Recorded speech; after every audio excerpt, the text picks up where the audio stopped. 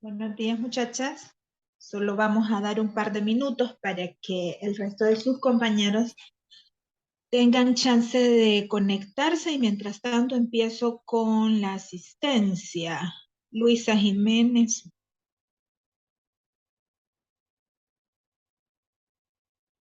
y Dalia Ninfa.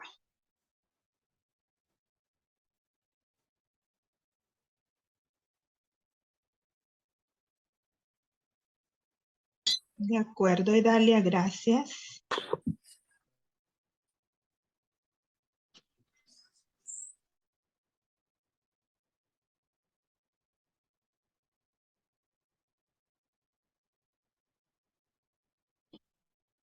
Bueno, mientras el resto de sus compañeros se conectan, ¿algún comentario con respecto a la tarea?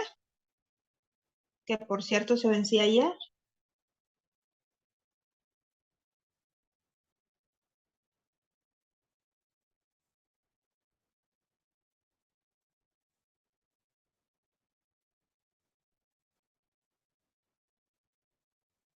¿Me pueden escuchar bien? Sí, Ninfa. ¿Me podrían confirmar, por favor, si me escuchan bien? Sí, profe, la escuchamos bien.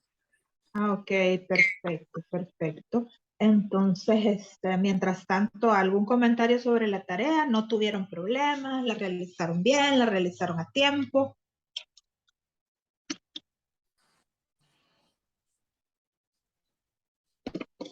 Pues la tarea pues la realizamos, profe. Yo creo que vimos pues cómo es el proceso de cómo el proceso y pues cómo está conformado y esperamos pues haber entendido bien.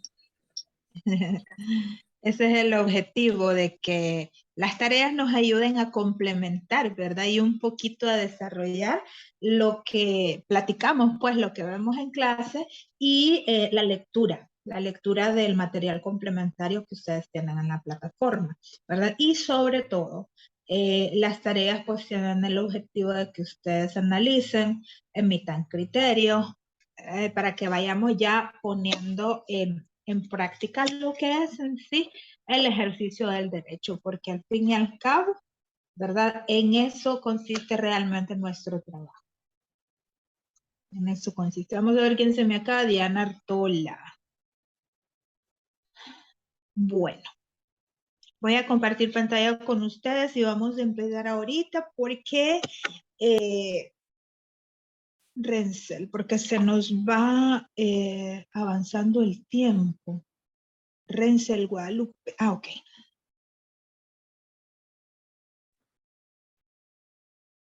Con la asistencia, muchachos, estoy tratando de ser lo más... Por eso es la importancia de que tratemos de conectarnos con puntualidad, porque vamos a perder por lo menos 5 minutos en lo que es la toma de asistencia, pero, o sea, es importante, ¿no? Porque quieras o no, es puntaje que suma ya para la nota final de ustedes. Leonor. Vamos a ver. Ok. Por favor, nuevamente les hago la petición que si ustedes saben de algún compañero o compañera que no se encuentre todavía en el grupo de WhatsApp, le digan porfa que me escriba o me mandan el numerito para agregarlo, porque es importante que tengamos una comunicación más directa por esa vía. Gracias, Leonor, ya tomé tu asistencia.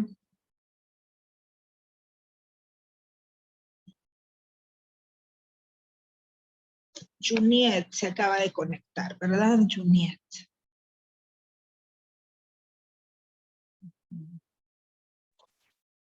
Sí, creo que decía Juniet. Buenos Si no, días. por favor. Buenos días. Juniet, ¿verdad? Ok, Juniet Así es, Castillo. profesora. Junior Castellón. Perfecto, buenos días, bienvenida.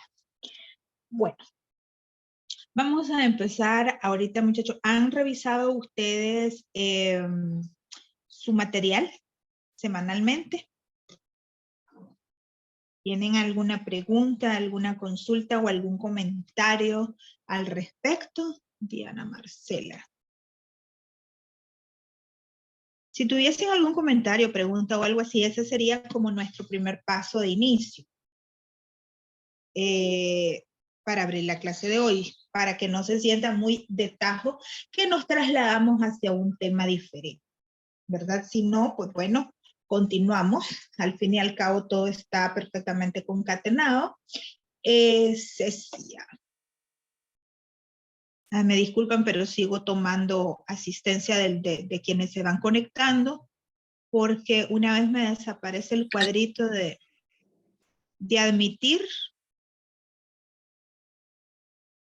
ya se me pierden por ahí. Cecia se me acaba de conectar y Arvin, ¿verdad? Son los últimos. Ok, Manuel Alejandro.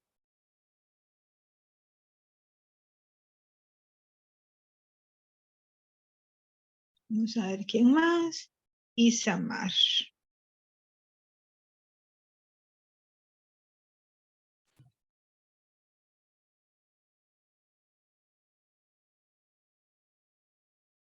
Ok, listo. Bueno, les decía de que esta semana vamos a hablar sobre lo que son las garantías fundamentales y las garantías de la Constitución, ¿no? Que pueden en un primer momento hablar. Ok, que pueden en un primer momento confundirnos en el hecho de sentir de que estamos hablando de lo mismo. Y sí, pero no, ¿verdad? Es lo mismo, pero no es igual, digámoslo de manera coloquial. Y entonces ahora vamos a conocer la diferencia entre lo que son las garantías fundamentales que nos garantiza la Constitución como tal y que se desarrolla en todo lo que es el engranaje jurídico que sustenta al país, desde el punto de vista de los principios, y las garantías constitucionales que tienen que ver con la parte de los instrumentos y la parte procesal. ¿Quién se me conecta como iPhone? ¿Quién será? ¿Quién se me acaba de conectar ahorita que solo se identifica como iPhone, por favor?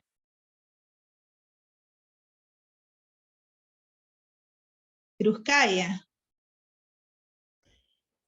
Sí, profe, así me sale, iPhone Cruzcaya. Ok, ok, perfecto. Y Sara. Sí, yo creo que vamos a definitivamente dejar 5 minutos libres para que al inicio de todas las clases, muchachos, los primeros 5 minutos, les voy a pedir que se me conecten para que dedicarnos solamente a tomar asistencia, porque después se me va, como decimos en mi patria, se me va el avión y ya no me acuerdo de qué les estoy hablando. ¿Quién se me acaba de conectar por último? La última persona, después de Cruzcaya. Indiana Ramírez, profesora. Gracias, Indiana.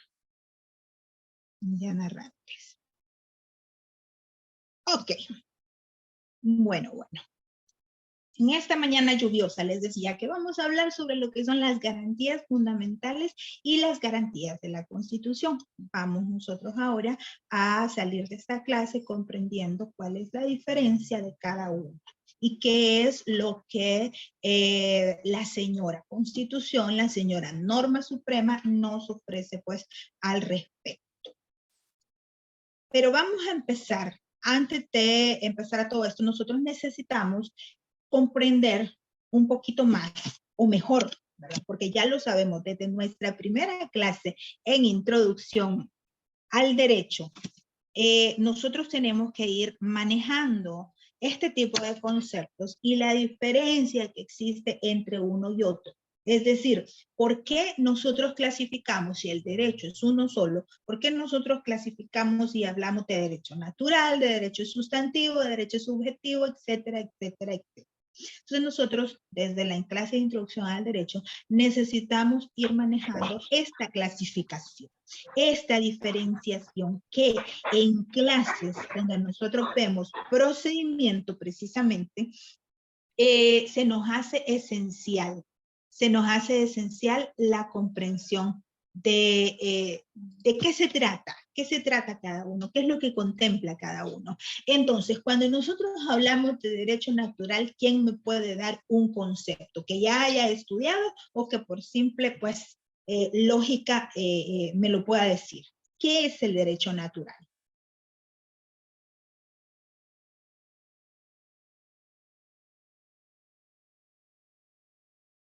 No se peleen, por favor, por participar.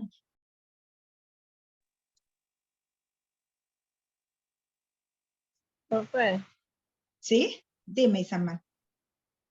podemos decir que el derecho natural es aquel que viene inherente a la persona, o sea, ya desde el propio nacimiento acarrea un derecho. Sí, realmente el concepto de derecho natural es de donde parte la concepción y después positivización, lógicamente, de lo que nosotros conocemos como derechos humanos. Y bueno, después el desprendimiento de lo que son los derechos fundamentales, ¿verdad? El derecho natural es pues una teoría de estudio que, les repito, ustedes ya tuvieron que haberlo visto en la introducción al derecho, pero lo van a seguir viendo en diferentes materias, sobre todo cuando veamos derechos humanos. Se refiere esta teoría a que existe un conjunto de derechos que son universales y que son anteriores y superiores a toda la norma escrita o norma positiva que existe. Es decir, y que son independientes a ella, ¿verdad? ¿Por qué? Porque como decía la compañera, estos derechos son inherentes a la condición humana. Dependen del simple hecho de que usted sea un ser humano y entonces a partir de allí usted nace con ciertos derechos que son inalienables, ¿verdad? Entonces cuando nosotros hablamos de derecho natural, nosotros hablamos de lo que se consideran los derechos mínimos para la crasa existencia. Mínimos no porque tengan menor importancia, al contrario. O sea, son aquellos derechos que por su gran importancia y por su gran relevancia, por ser esenciales para la vida, entonces son los derechos que a usted siempre y en cualquier condición en la que se encuentre jurídicamente, en cualquier condición, en cualquier país en el cual usted se encuentre, sea en su condición de coterráneo o de connacional o en su condición de extranjero, son todos esos derechos que a usted se le tienen que garantizar y se le tienen que proteger indistintamente de cuál sea su condición.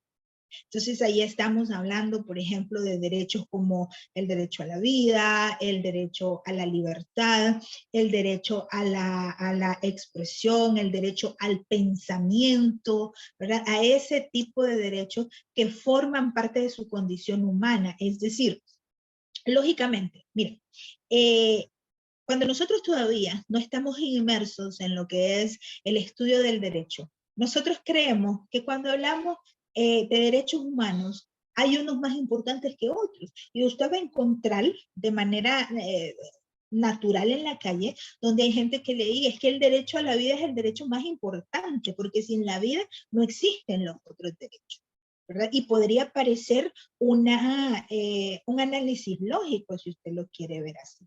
Pero realmente, ¿por qué se dice que los derechos son universales, son inalienables y todo? Porque la condición de vida, ¿en qué consiste realmente? Si nos vamos a desglosar el aspecto, y es ahí donde los grandes casos de derechos humanos que llegan a las cortes, ¿verdad? A las cortes a través de los amparos o a las cortes ya de derechos humanos internacionales. Isa Espinosa, permítame un segundo que sigo apuntando. Es donde precisamente se fundamentan. ¿Qué significa vivir? ¿Vivir es exclusivamente el hecho de respirar? ¿Verdad? De ser así, no tendríamos que tomar la decisión en determinado momento en aquellos casos donde hay personas que están en coma, que ya dependen únicamente de una máquina. No tendríamos que tomar la decisión de desconectarlo o no. Entonces, ¿vivir es el simple acto de respirar? ¿O vivir significa el hecho de existir a través del ejercicio de otro tipo de derechos? ¿verdad? Por ejemplo, el derecho al pensamiento. ¿Quién le puede coartar a usted el derecho a pensar? Si eso está relacionado con el razonamiento, ¿verdad? Entonces, usted simplemente piensa, ¿verdad? No, no es una cuestión, es una cuestión espontánea e inherente pues, a su condición. Entonces, cuando nosotros nos referimos al derecho natural, parte de esa cuestión son aquellas garantías y derechos mínimos que a usted se le deben garantizar y se le deben tutelar sin importar cuál sea la condición, ¿verdad?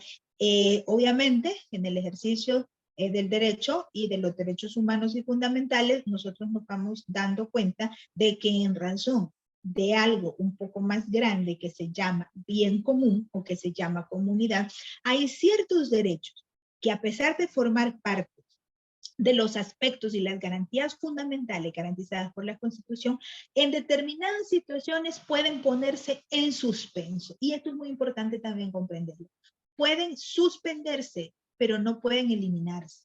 Entonces ahí tenemos ejemplos clarísimos. Miren, a nosotros la pandemia nos dio lecciones jurídicas en muchos aspectos. En muchos aspectos. Entonces, ahí tenemos nosotros un ejemplo claro, las famosas cuarentenas que se dieron alrededor del mundo, donde a nosotros, bueno, aquí no, pero en algunos otros países, en muchos, se nos suspendieron ciertos derechos fundamentales, como por ejemplo la libre circulación. Se nos suspendió la libertad de asociación al no permitirnos agruparnos más de 5 o 10 personas, etcétera, etcétera. Quedaron en suspenso. ¿A raíz de qué? A raíz de la búsqueda de un bien mayor, un bien común, que era protegernos de una infección masiva, pues proteger al país, proteger al sistema y protegernos individualmente de una condición masiva. Ahora bien, la suspensión de estos derechos, que esto lo vamos a ver más adelante en esta clase, la suspensión de estos derechos en estos casos específicos está regulada por la ley y por la misma Constitución. La Constitución, en la normativa que vamos a revisar más adelante en nuestra materia, contempla cuáles son aquellos casos en los cuales los derechos fundamentales pueden ser puestos en suspenso y además desarrolla una ley que regula precisamente esta cuestión y que nosotros pues vamos a estudiar en su momento. Entonces, creo yo que nos queda claro lo que es el concepto de derecho natural. A ver. Entonces, el derecho sustantivo. ¿Qué es el derecho sustantivo? El derecho sustantivo, buenos días, profesora, Buenos días. se refiere básicamente a las regulaciones o sea, a las normas que regulan el día a día de las personas, tanto los derechos como las obligaciones, en resumidas palabras.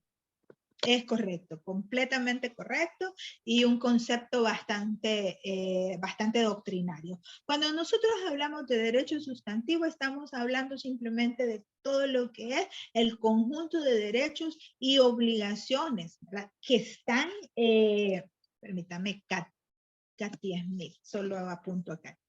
Todo el conjunto de derechos y obligaciones que nos garantiza precisamente la Constitución y que están sustentadas, que están amparadas o recogidas en una norma específica. Entonces, cuando nosotros hablamos de derecho sustantivo, estamos hablando del derecho civil, del derecho laboral, etcétera, etcétera. O sea, esa norma positiva, ¿verdad?, que sustenta los derechos y las obligaciones que el Estado, a través de la Constitución y a través del desarrollo de las diferentes leyes, no garantiza.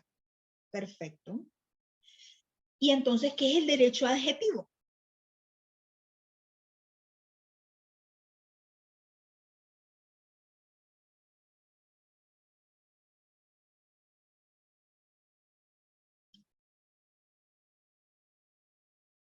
De hecho, con el dibujito que tenemos nosotros en pantalla nos podemos dar perfectamente una idea.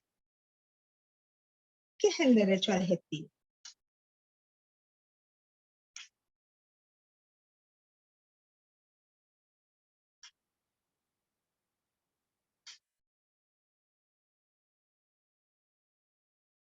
Entre la lluvia y el silencio solo me falta escuchar los críos.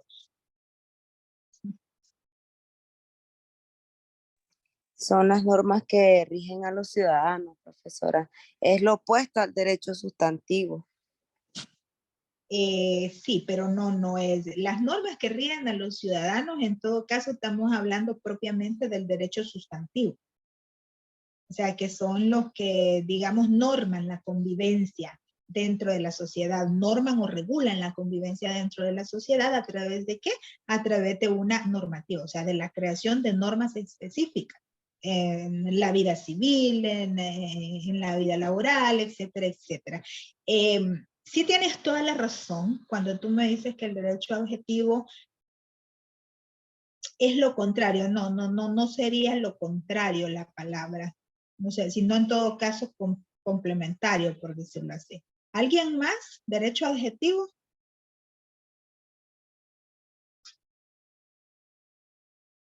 Profe, sería como, digamos, los procedimientos. Sí. Los procedimientos para la aplicación de las leyes. Exactamente. Cuando nosotros estamos hablando de derecho adjetivo, nosotros nos estamos refiriendo a todo lo que es la parte procesal. Es decir, cuando nosotros hablamos de derecho adjetivo, nosotros no nos estamos refiriendo al derecho dentro del contexto de su forma.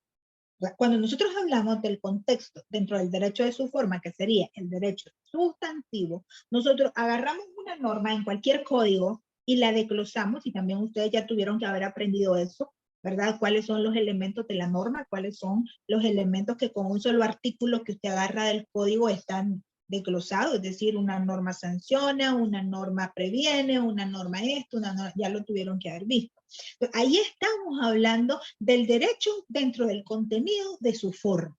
Pero cuando nosotros estamos hablando... Profe, disculpe, se le fue el audio, es que no le escucho nada. A ver, no. ¿Me escuchan ahora? Ahorita sí. Quizás se me movió el audífono. Y por eso me conecto del teléfono con el audio, porque el de la computadora es malísimo, malísimo, malísimo. Entonces es más vale prevenir. Ok. Entonces les decía que sí me escuchaban lo de la norma, ¿verdad? Si no repito, a ver, cuando nosotros hablamos de derecho sustantivo, nosotros estamos hablando del contenido propio de la norma. Usted agarra un artículo de cualquier código y en introducción al derecho tuvieron que haber aprendido cuáles son los elementos de la norma, ¿verdad?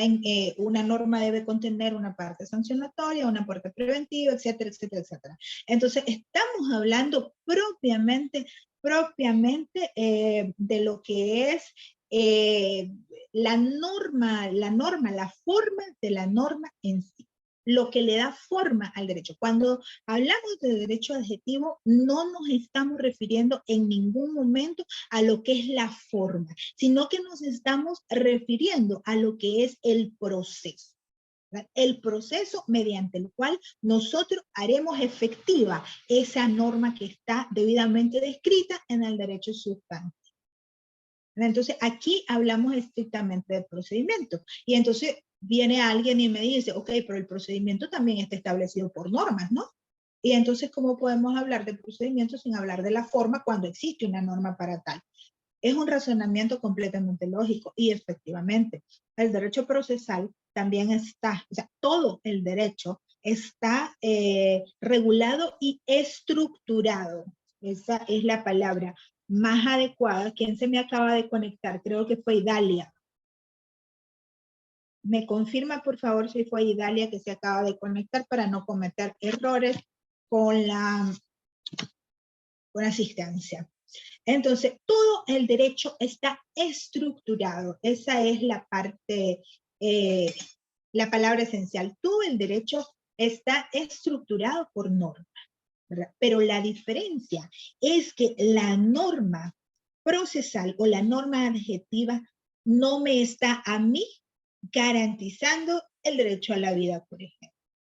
¿Ya? ¿Por qué? Porque ya existe una norma sustantiva que me garantiza el derecho a la vida y todo un ordenamiento jurídico dentro del marco de la jerarquía de la norma que me desarrolla a través de diferentes formas la protección que el Estado me debe garantizar del derecho a la vida. La norma procesal lo que a mí me está garantizando es que el Estado, como parte de su promesa de protección del derecho a la vida, por ponerlo de ejemplo, ¿verdad? Entonces, contiene una serie de instrumentos y procesos para que ese derecho que el Estado me prometió tenga una garantía de poder ser recurrido, ¿ya? Y además crea un engranaje institucional para que yo pueda ejercer mi derecho a la tutela de la vida, por poner pues el ejemplo, o al derecho de la libertad o todo eso. Entonces, ¿cómo hace el Estado para garantizarme eso? Eso es lo que nosotros estamos estudiando a lo largo de toda nuestra materia. Para seguir comprendiendo, o sea, creo yo que ahorita con la distinción y la comprensión de cada una de esta clasificación de los derechos, nosotros estamos entendiendo, creo yo, paso a paso, cuál es el engranaje, tanto institucional, orgánico, como subjetivo, de lo que vamos a ir viendo en lo que es el derecho constitucional, derecho procesal constitucional, que es nuestro tema. Ahora bien, ¿qué es el derecho subjetivo?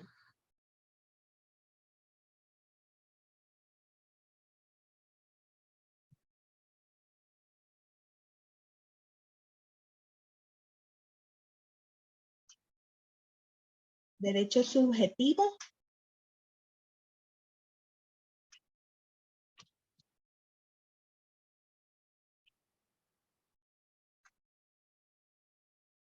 ese es el más fácil. Son los derechos que tenemos todos, profe. Los derechos que la Constitución también determina.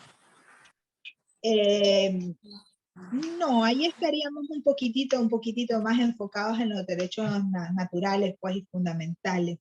No. Es la facultad que nos da el derecho adjetivo, el que acabamos de ver, el objetivo, porque nos permite reclamar ante las autoridades competentes nuestros derechos, valga la redundancia. Exactamente. El derecho subjetivo, por eso les decía que era el más fácil, porque el derecho subjetivo lo podemos resumir nosotros en una frase que nos dice en las primeras clases de introducción al derecho y no se nos olvida. El derecho subjetivo es el derecho a reclamar nuestros derechos.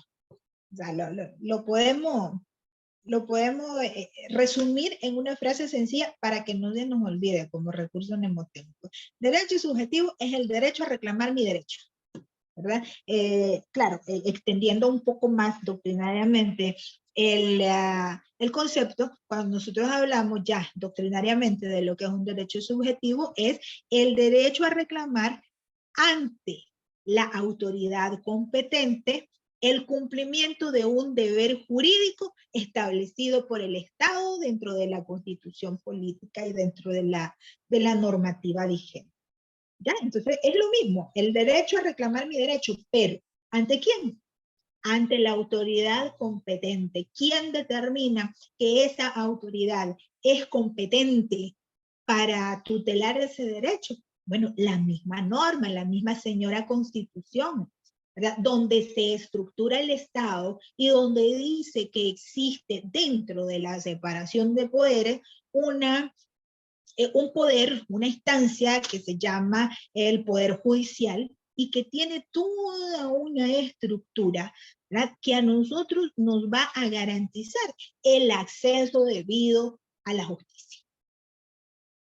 Entonces, ante autoridad competente. ¿Y qué es lo que vamos a buscar ahí? Bueno, nosotros lo que vamos a buscar es que se nos cumpla un deber, se nos tutele un derecho que el señor Estado, a través de su Constitución, a mí me prometió garantizar, a través de un derecho fundamental.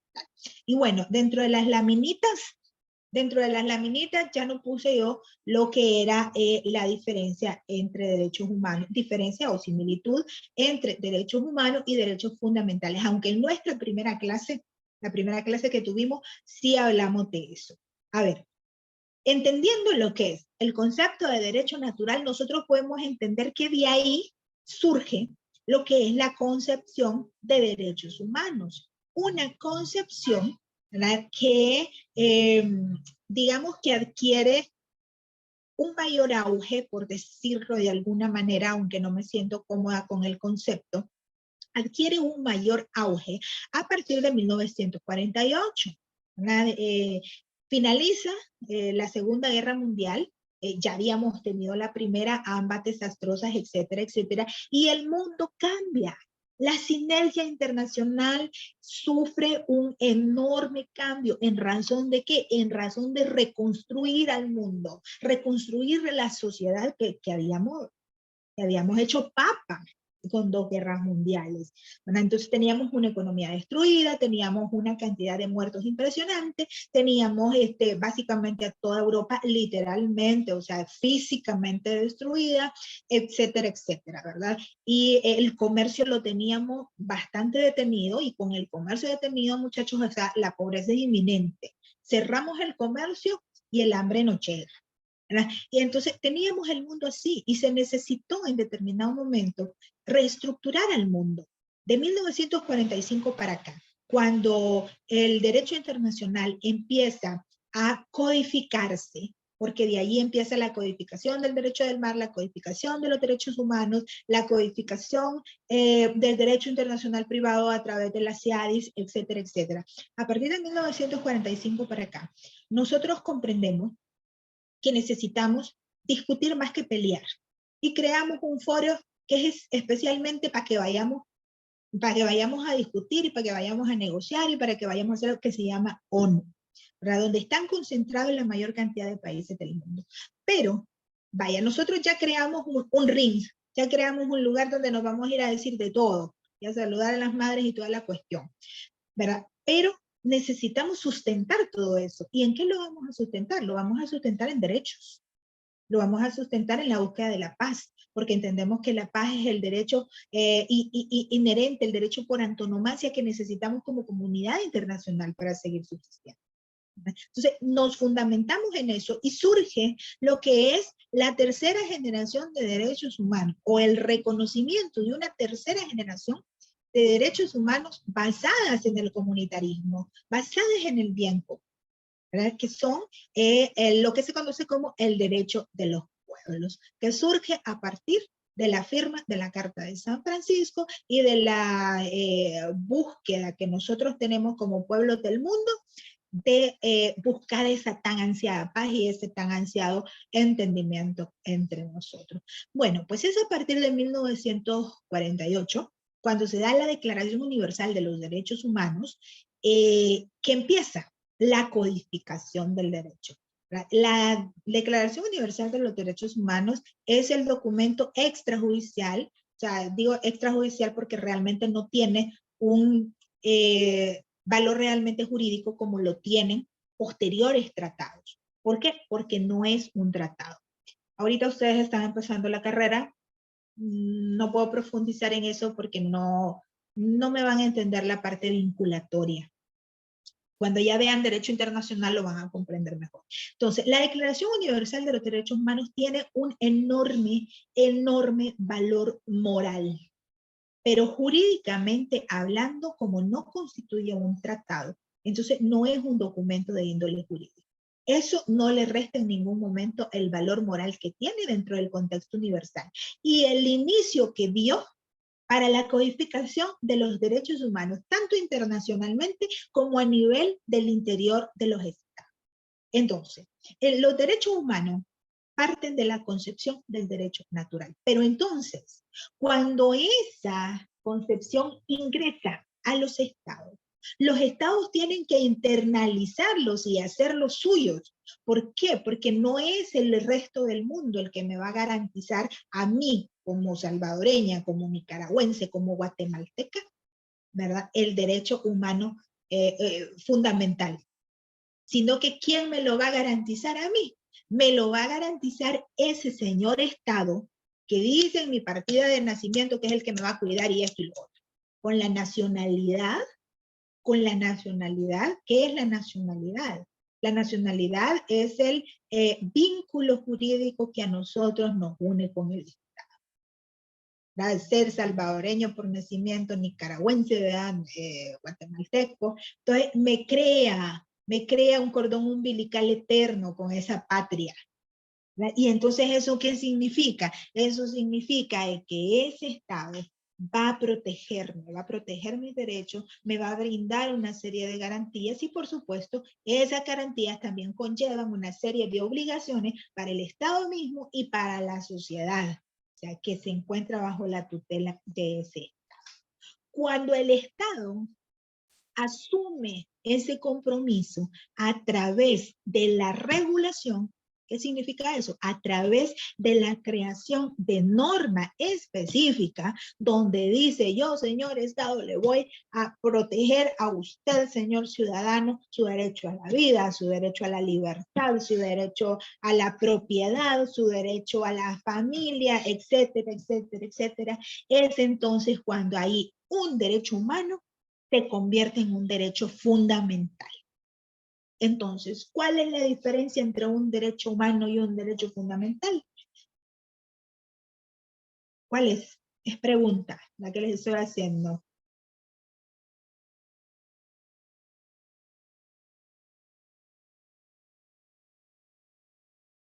Hello.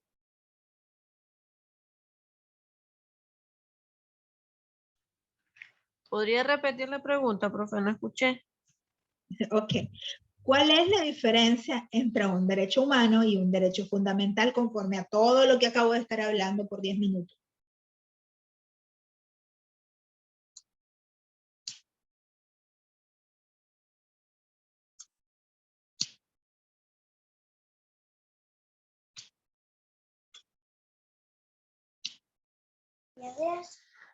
Pues los derechos humanos son parte de los derechos fundamentales, profe. Pero los derechos fundamentales, además de los derechos humanos, acarrean otros derechos.